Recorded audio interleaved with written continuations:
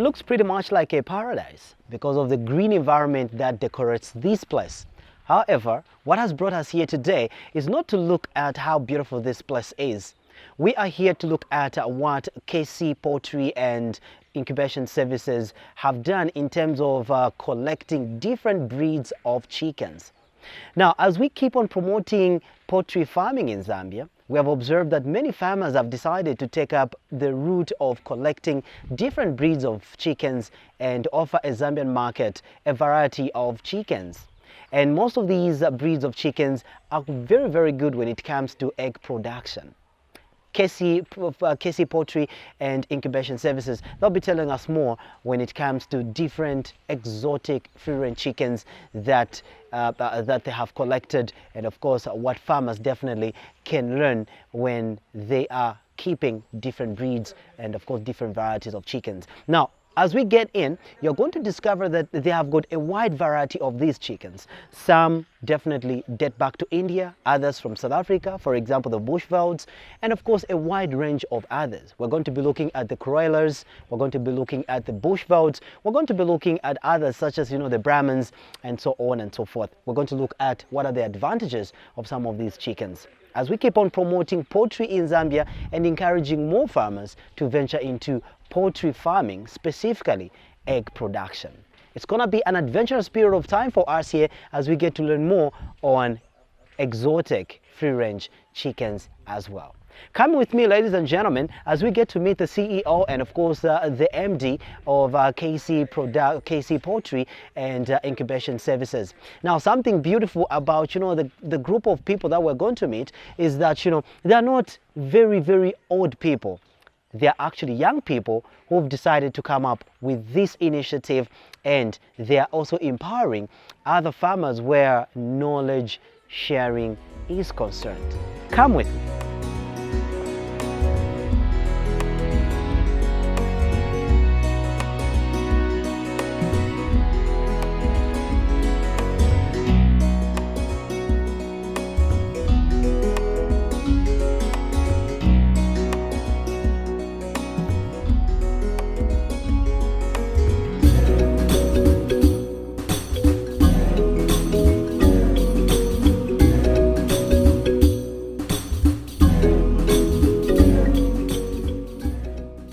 Alright, so now obviously you can tell just from where we are today that obviously we are looking at you getting an egg, putting it in the incubator, and from there you get a chick, and now they put it in there and it starts developing from there. Okay, so now we're going to be getting much of much of the information in relation to how long it takes for an egg to hatch, and of course when it hatch, what kind of management do chicks really at this particular age really requires. And of course standing next to me is the CEO for KC Poultry and Incubation Services, Mr. Eugene, who is going to take us through the whole entire process so that at least you can know stage by stage really what happens when it comes to brooding and of course hatching of chickens as well, especially chickens that are famously known as exotic breeds as well. What you're seeing in here, these are called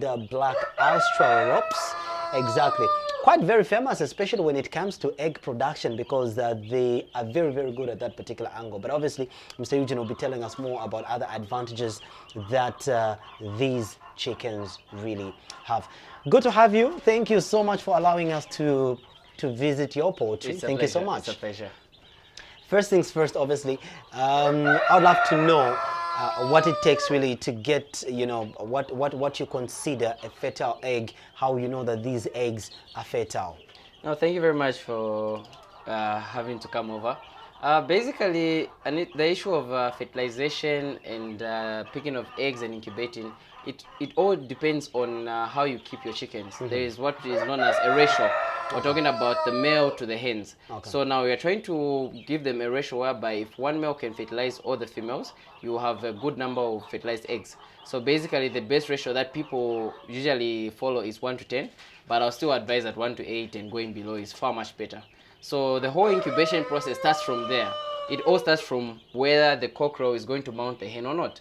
So once the mounting is taken place and all that, what you get to have is a fertilized egg. Now that egg is what we now put in the incubator to be incubated. And basically we're talking about an egg which, if you put in the incubator, it takes about 21 days to hatch, though there's also a 3-day period extra just so that you make sure everything hatches within the egg. But when it comes to the chicks themselves, once you put the eggs in the incubator, we're talking about 18 days for you to start candling them, and obviously dropping them into the baskets where they hatch from. We'll definitely explain more about that later on. But when it comes to the eggs, once they hatch, this is what you can see. This is the outcome, and brooding them is very, very easy. So the whole period starts from when the cockerels mount and all that, and then the eggs that you get, those are the ones that you incubate. I remember a certain guy really talked about every hen is capable of, laying eggs, whether there is a cockerel or not. How do you tell when a hen has laid eggs, obviously? How do you tell that, these chickens have been mounting each other and of course this egg is fertile? Okay, good question. We usually get that question a lot, especially when people have no idea that the well-being of a chicken, it's that when it reaches a certain stage, it will definitely lay an egg, whether fertilized or not. So that's just the whole setup of a chicken. Okay. So basically what the male does is just to fertilize. So now, in a case where you start picking your eggs, what you're going to observe is that you really cannot tell if the egg is fertile from there unless you wait for at least a good 21 days, 2 weeks, which is 14 days. That's when you start to realize that there is something developing in the egg. There's a process that is known as candling, where you have to put the light on top of the egg just for you to tell if there's anything developing inside. So that's when you'll be able to tell if the egg is fertile or not. So from the time you pick the eggs, it's not something that I would say you are able to tell if it's fertilized, but your assumption that the egg is fertilized is based on if you see any activity happening. I mean, it's very obvious when a cockerel is mounting a female, so you obviously know to say the eggs are being fertilized. So from there, that's when you can tell. But other than that, you have to wait for at least 14 days for you to know if the eggs are fertilized or not. Okay, interesting. All right, so now getting to to the incubation process itself, when you put the eggs in the incubator, how long does it take for you to start seeing the results? The same 14 days I mentioned is for you to just to tell if the egg is fertilized, so you see some development inside. Then initially it's going to take you 21 days. That's if you are incubating chicken eggs. It will take you 21 days for them to hatch. But if you are incubating other things like guinea fowls and ducks, those take up to 28 days.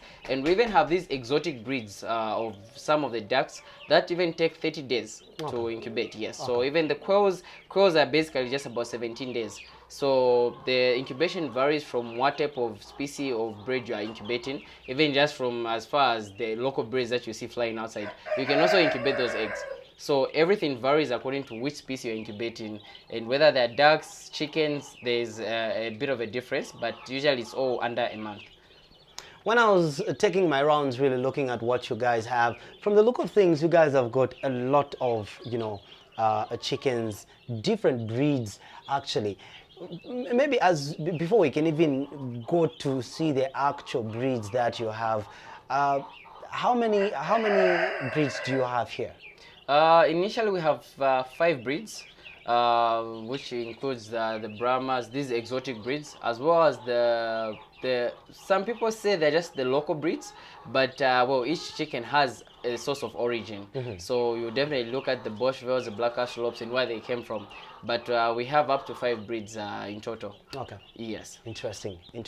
All right. So after 21 days, obviously, you expect chickens or chicks to hatch, if at all the eggs were fertilized. Yes. Exactly. So now, what happens to the eggs that are not fertilized? Okay. As far as literature may go on the internet, I don't think I've found any other use of the eggs that have been incubated for so long. I don't think they are edible, no. So with us, we actually use them for plants. We just use them to do the manure, which is very good for the plants. But I should mention that when the chicks hatch, One of the determinants if an egg will hatch or not is not only the fertilization that takes place with the parent stock. No. Okay. There are quite a number of factors that affect an egg for it to hatch. We're talking about even how the humidity itself was regulated in the incubator, to as far as how the eggs were even brought for incubation. We do offer incubation services, so people will bring eggs over to incubate. So now, in the process of bringing the eggs, some people do not handle them well. Sometimes people would pack the eggs in a plastic and completely seal it, which is not allowed, because an egg already from the time it's laid, it's actually a living thing. So it breathes. So no wonder each time we boil an egg for consumption, you find that there's that air space that's on top. That is the air space where the egg breathes from. So already the determinants of whether an egg will hatch or not is based on how you handle the eggs from the time they are laid through the time they are brought for incubation. So there are issues of also just passing in bumps. Too much vibration, I think, from many, if they can recall, back in their days of growing up in school, we used to learn about the labels of labeling an egg, is it? And we would find that there's a chalaza in there. So if the egg is shaked too much, you find that the chalaza cuts. And like that, already the egg is killed. So it might have been fertilized, yes, but other factors would have hindered it from hatching. So there are quite a number of factors that are involved for an egg just to hatch. So which includes some that I've mentioned, as well as paying attention to even just how the eggs are put in the incubator. We have a process of disinfecting the eggs because they're coming from different farms and different places, right? So we are prone to have diseases in. In the incubator, there is one disease that most people don't know about, E. coli. That's the one that hinders an egg from hatching. So many people have no idea about that. So you find that the eggs actually the chick developed in the egg, but because the incubator itself was not disinfected or was not properly taken care of, you find that the egg will be affected. It will fail to hatch, and the chick will end up dying within the egg and will fail to hatch. So already there are several factors that may hinder the egg from hatching. When I go on social media online, obviously, I've seen a lot of people really requesting or buying, incubators. I've seen a lot of people, offering these incubation services, and of course others as well doing their own incubation. Exactly. So now, what is the ideal humidity temperature that an egg requires for it to mature, and of course to be able to produce a chick, especially if you're using incubation services? Okay, to start with, I presume that the process of incubation varies from one person to another. Many people don't realize that because they think when they buy an incubator, it's the same incubator. You buy an incubator, I buy an incubator, the incubation is the same. Apparently it's not. It took us over a year just to master the incubation before we publicize it as incubation services. So basically, the other factors that involve the incubation or the running of an incubator is the type of room you put it in. I presume that we all are going to put it in different rooms, is it? So like if you see our incubators, the biggest incubator we have is close to the window. So the outlet where the air comes out from is actually next to the window for proper ventilation. So what we're trying to achieve is proper ventilation and all that. So that's also one of the biggest factor that hinders an egg from being incubated in the incubator, is how the room is ventilated. So you have to have the room well ventilated, you have to have the vent hose open, and make sure that the incubator is running properly. So you find that different people have different ways of placing their incubators in different rooms. So that already will determine whether you're going to have a successful hatch rate or not. So mostly we advise that at least whichever room that you put your incubator into, it has to be well ventilated. That is primary, so that at least even when the ventilation holes are opened, the incubator will be able to circulate oxygen in and out. So because the egg already is a living thing within the incubator, so you're trying to not suffocate it.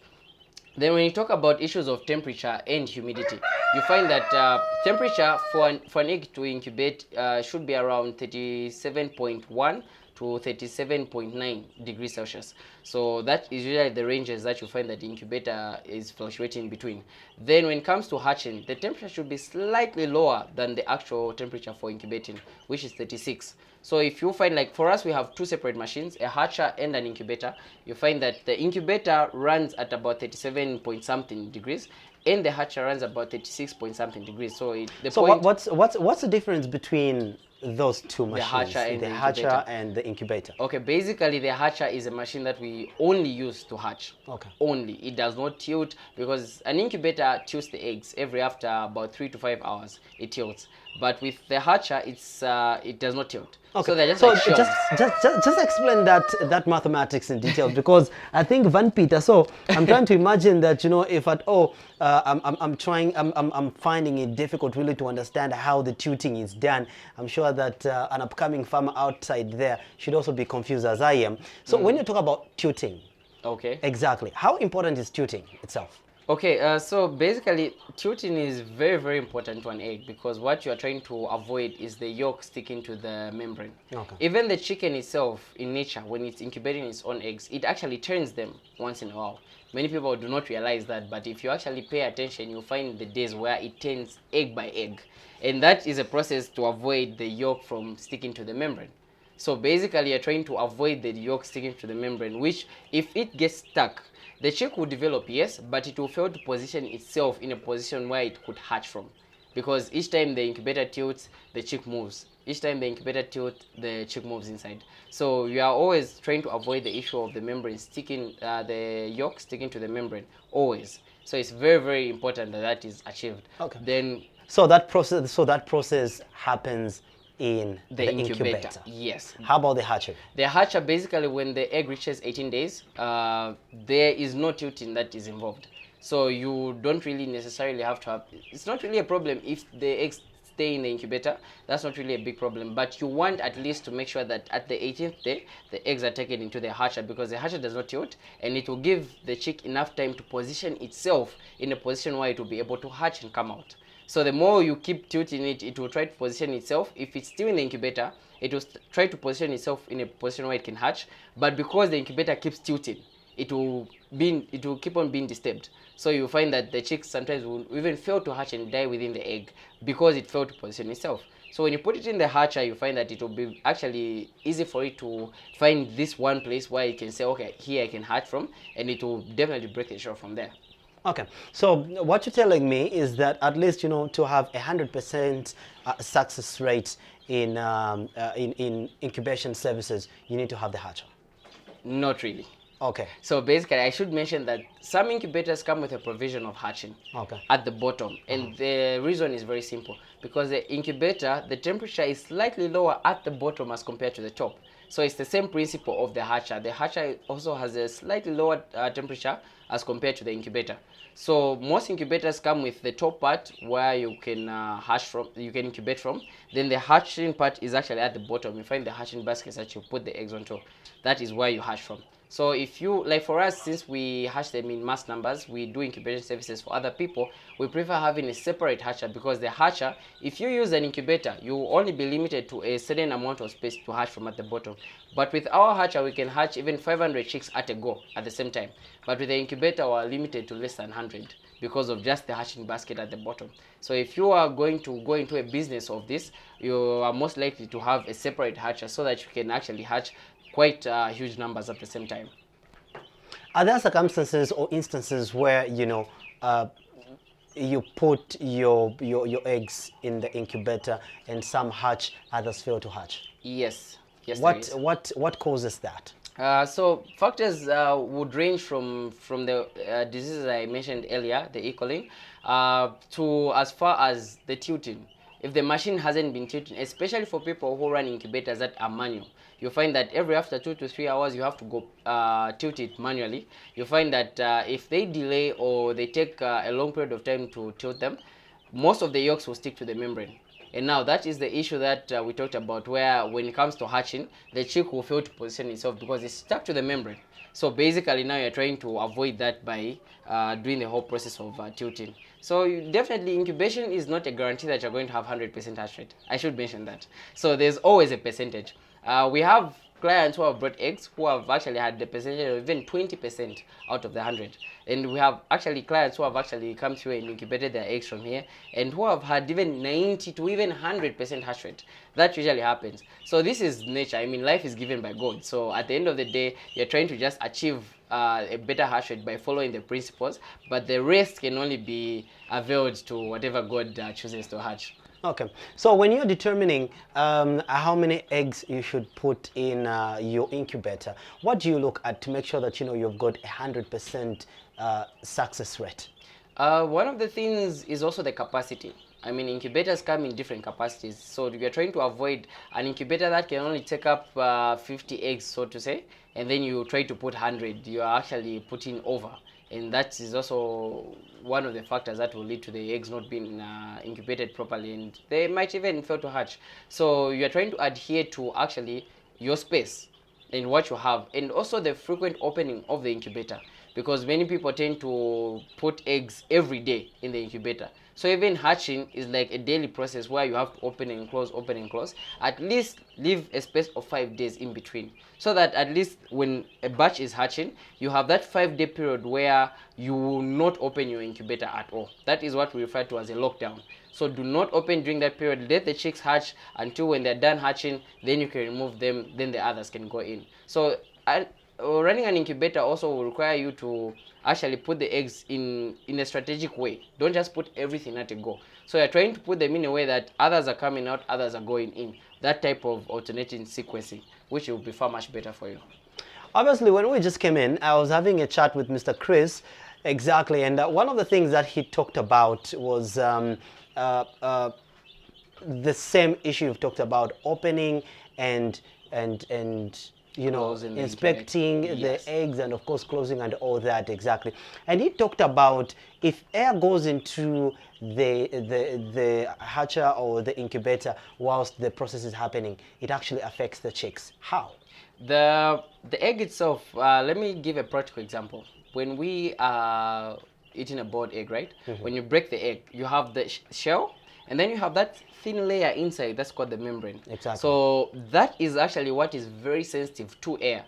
So you find that when the chick is actually breaking out of the shell, the moment it makes the first impact on the egg and it cracks open, the membrane has not yet been cut. You find that if you open the incubator from there and cold air enters, the membrane will freeze. It will just dry up, and it's very sensitive, I should say. So no wonder you're trying to keep it closed all the time. So you find that if the membrane just dries up, the chick will fail to completely come out, and it will actually die like that. And we have actually visited a lot of places where they would call us and say, come and assess why our eggs died. And after canning them, we find that most of them developed. Most of them even started to hatch. Their beaks opened. They came through the shell, and then they actually just dried up and died. Why? Because they kept on opening the incubator. So you're trying to avoid the whole issue of opening and closing the incubator so that the membrane can be kept soft. No wonder even the humidity is slightly higher. We're talking about 80% and going up. Incubation can take place with the humidity at about 65% and around that. There's also a process of called dry incubating. So there are all these processes you can take. But the cardinal one is that when you are hatching the chicks, make sure the humidity is actually taken to up to like 80%, going upwards and not below. All right, so ladies and gentlemen, those are some of the few things that that are quite critical, especially if you're using hatchers and of course incubators in obviously having your chicks, and of course in obviously in dealing with fertilized eggs as well. So it's not just about an egg being fertilized, but there are other aspects that might determine whether that egg would definitely hatch into a chick or not. All right, so for now we take a very, very short break. When we come back, there is another aspect that I would also want to find out from the process of incubation and of course hatching, and this has to do with the management when you put in the eggs in the in the incubator. What kind of management do they need? What kind of care do they need before they can actually hatch into chicks? You're still watching Ulimi.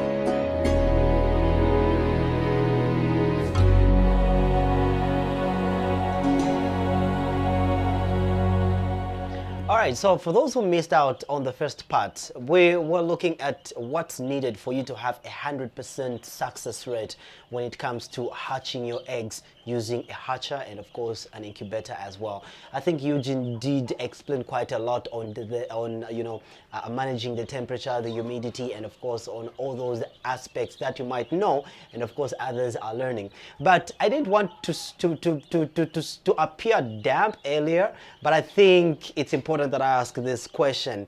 I've seen a lot of people put water in the incubator, and I've been asking myself, what role does water play when you put it in the incubator? So now, Eugene, well, by the way, I didn't want to appear damp earlier on, but but allow me to appear damp now.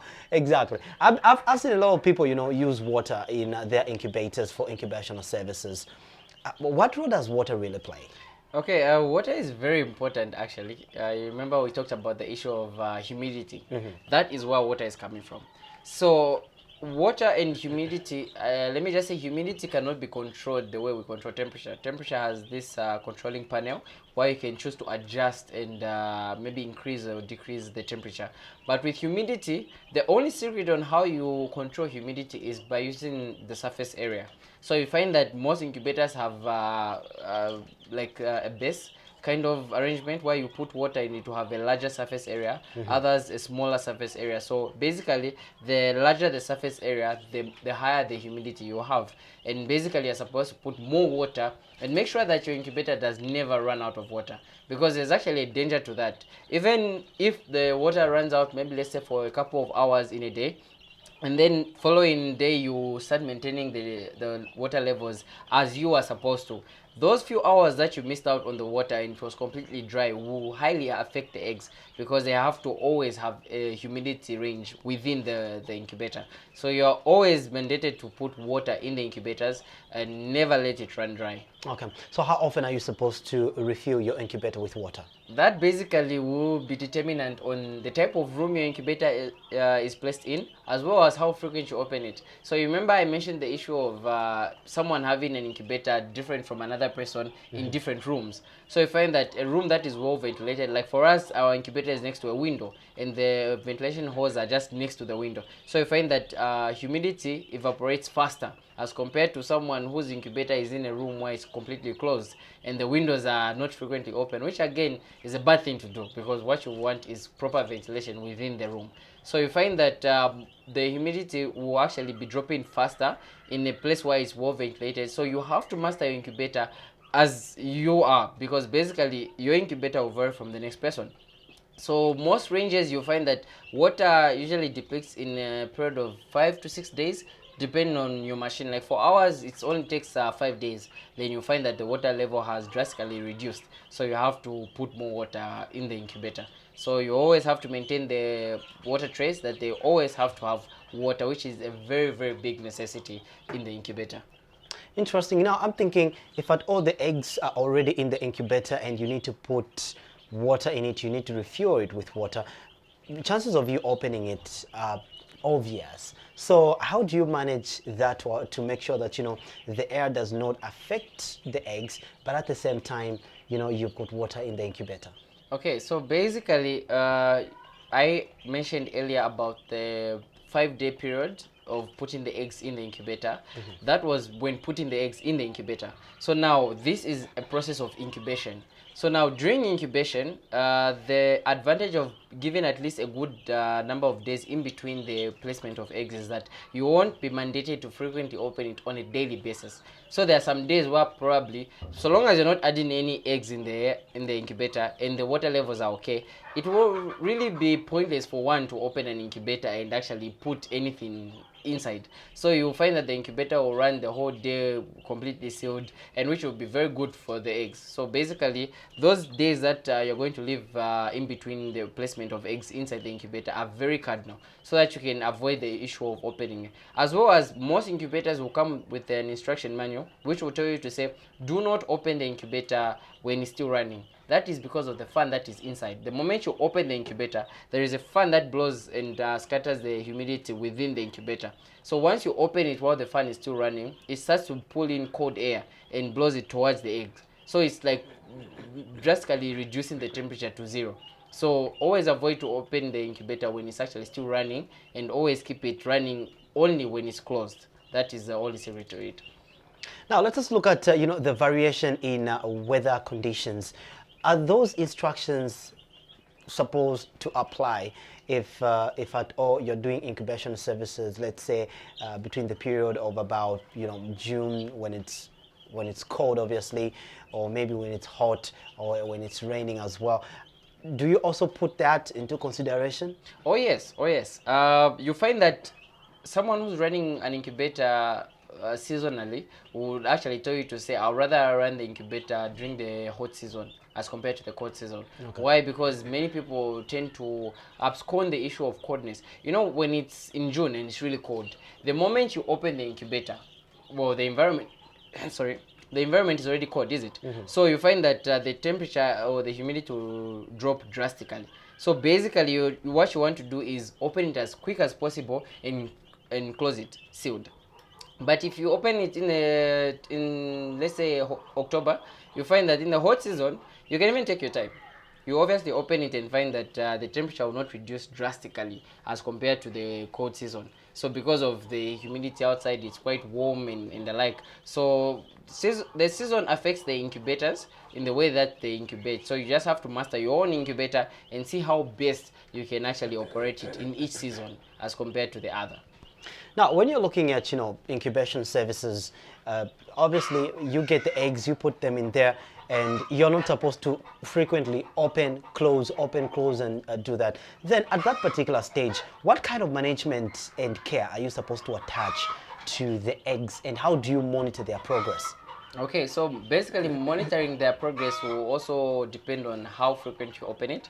So there's the 14-day period of them incubating, when you can actually open the incubator and candle them and see how many are developing or how many are unfertilized, so that you can actually remove them and create more space for other eggs that you may put in. So basically that's also one of the ways of maintaining and keeping the incubator running, as well as just observing them on the 18th day. You should actually have a record of when the eggs entered and when they are coming out. So on the 18th day, if you have a separate hatcher, you have to remove them from the incubator to the hatcher. If you don't have a hatcher, you actually have to drop them from the trays to the bottom where the hatching basket is. That's where the eggs start to hatch from. So there are all these dates that you just have to keep in mind, as well as if you bring other eggs from someone else. Let's say someone brings eggs for incubation, you have to make sure that before you put the eggs inside that are foreign, actually you have to disinfect them before you place them inside. So what's the purpose of disinfection?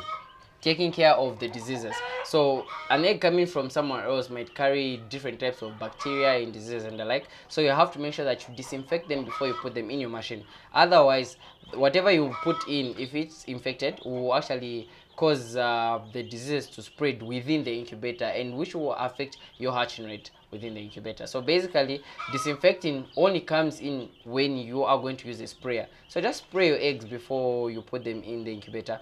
Avoid cleaning them with water and a cloth. I've seen most people tend to see an egg to be dirty and they will get a piece of cloth which is damp and just wipe the egg, which you're not supposed to do. An egg per day, we're talking about on average, can lose about 0.05% of water just by leaving it on a dry surface area where you actually wipe it and leave it like that. So what you're trying to avoid is let it not lose so much water in the process of cleaning it. So the moment you clean it, you are going to create that layer. As the water starts to evaporate, it will actually pour out some more water from within the egg. So always avoid cleaning the egg with water. Just disinfect it by maybe spraying them, and then you can place them in the incubator. Well, looking at that, it's giving me an impression that there is a lot of care that is supposed to be attached, especially where handling an egg is concerned. So now, if I'm moving them, for example, from Chamba Valley, from Ngombe, bringing them here, there is a distance here. So how am I supposed to place my eggs? How am I supposed to carry my eggs? Obviously, I cannot avoid bumps. So how am I supposed to carry them? Okay, so basically, I would advise that if you are coming with your personal vehicle, you can just put them on the seat. Try to avoid putting them directly on the base of the vehicle where the chassis is, because you do realize that that's where you feel most of the bumps from. So you have to just stack your trays on your eggs on the trays, and make sure that the pointed side is facing downwards every time when you're putting the eggs on the trays. So that actually gives the airspace on top enough room to breathe. So you can stack your eggs on such trays. Okay, so where the breathing part of an egg is supposed to be, apo egg imapemela, definitely kafunika kasonta kumamba. Yes, and where it breathes from is the part that is not pointed. I know some people find it a bit difficult because there are some eggs that look as if they have two pointed sides. So you just have to take a random guess. But to some extent, you can still candle them at that stage, get a light, put it on top of the egg. Some of the eggs you're going to see, they're going to show you a sign of an airspace, just a small airspace on the top part. That's when you know to say that is actually the part that's supposed to be facing on top, and the pointed side facing downwards. So you can stack them on trays like that and make sure it's well ventilated. Don't put them in a plastic and wrap them, no. Let them just be where fresh air, because even after transporting, you mentioned the issue of distance. When eggs come from a further place, like maybe let's say Ngombe or something like that, when they arrive here for incubation, we actually have to give them not less than 2 hours before going into the incubator. Okay. They have to settle down. You do realize that an egg is similar to a vacuum, right? It's airtight inside. So even that movement affects the egg internally. One may not see that and may choose to just put the eggs directly into the incubator, but that will actually affect your hatch rate. So basically you have to leave them just anywhere where it's open, where there's fresh air. Let them just settle down, then you can eventually put them in the incubator. Of course, that's after disinfecting them. I believe that, incubators are in different types. There are incubators, there are manual incubators, and at the same time, there are automatic incubators. Now, let me try to find out something from you when it comes to manual incubators. Obviously, everything has to be done manually. How are they supposed to handle that incubator? Okay, the manual incubator basically is the manual part comes in the aspect of tilting. Okay. So now the tilting, the automatic one comes with a clock. It's automated, so that after 3 to 5 hours you would hear the incubator will start to tilt. But the manual ones, you literally have to go there yourself and tilt them the other way around after a couple of hours. So if you are running a manual incubator, please, I would advise that you have to be accurate on the tilting part, because it plays a vital role in the incubation process as compared to the automatic. The automatic, with us, our incubators are automatic, so basically we forget about them. So long as it's running, it's running. Water levels are there, your eggs are incubating, you completely forget about it. When it's time to tilt, automatically they will definitely tilt themselves. So just pay attention to such issues, especially if you're running a manual incubator, that the tilting part should always be accurate. Okay, so now for those who are using automatic incubators, and of course they are powered by obviously electricity, what happens in an instance that we have a power cut, a power outage, we have got a blackout, we've got load shedding by ZESCO? What happens in that instance? Automatically the incubator will go off. Yes. What happens? With us, automatically, I think when you walked in, you observed our generator is always on standby with petrol inside. So we do advise that people should have a backup solution in terms of power, either a genset, solar. Some people use solar panels to run the incubators. So all that will vary. But at least one thing I'm rest assured about, that I can guarantee you to know, is that an incubator will still, the eggs will not be highly affected if power cut for even about 5 hours. We have instances where power would cut and it will take about 5 hours for it to come back.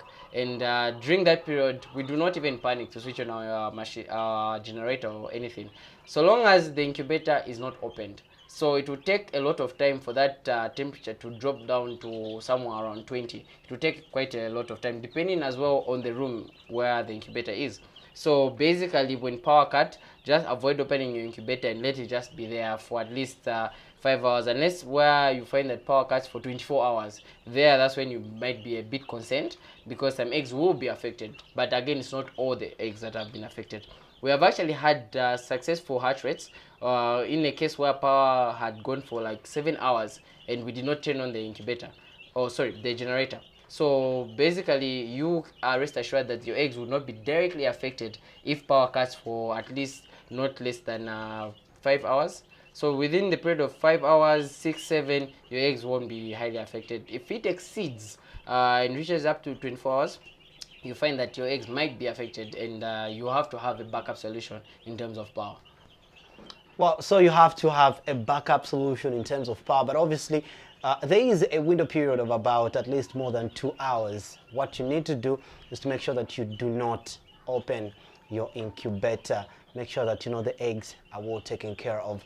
Okay, so now we move on from the incubators. Now we get to the brooding system. Now we get to what you're seeing here now, where now chicks are out. You've got, let's assume you've got 100% pass rate. Exactly, all your eggs hatched successfully, and of course you've got these little ones making noise just behind me. The question is, what kind of care now are you supposed to offer? And of course, how are you supposed to take care of these little ones? So obviously, as we get back, we're going to take a look at some of the do's and don'ts that you're supposed to observe when you are now brooding your chicks and when you are caring for your chicks. Obviously, at this particular stage in time, they'll need feeding, they'll need water, and they'll need, other forms of care, for example, disease management and so on and so forth. What are some of the things that you're supposed to put into consideration? We are still at KC Poultry and Incubation Services, and of course we're still looking at poultry involving exotic breeds. Obviously, from here, wow, only God knows. We're also now going to show you various forms or various types of breeds of chickens that have come into Zambia, and many farmers are actually rushing for these for so many other reasons. And I'm sure that that Mr. Eugene and of course Mr. Chris should be able to explain some of the advantages, some of the strengths and weaknesses of some of these breeds of chickens that you have come across. Otherwise, you're still watching Ulimi, and of course we'll be back shortly.